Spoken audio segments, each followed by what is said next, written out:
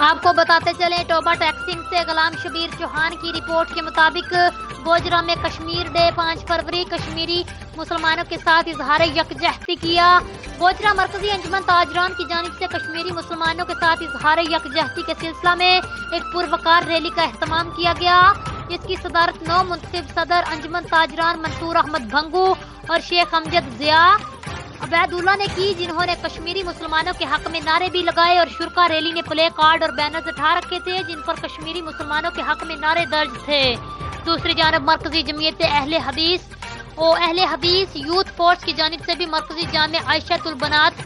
New plot میں کشمیری مظلوم مسلمانوں کو خراج تحسین پیش کرنے کے لیے پریس کانفرنس کا اہتمام کیا گیا، جس میں ضلعی سرپرست مولانا علامہ برکل توحیدی نے خصوصی شرکت کی۔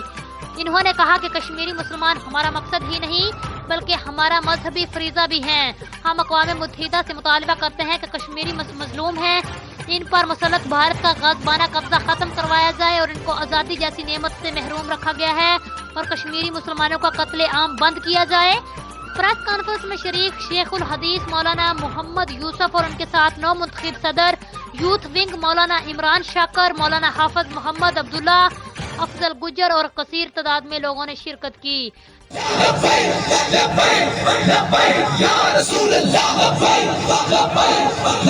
جی ناظرین، مزید کی خبر اور اس کی اپڈیٹ کے لیے آپ دیکھتے رہیے PN نیوز۔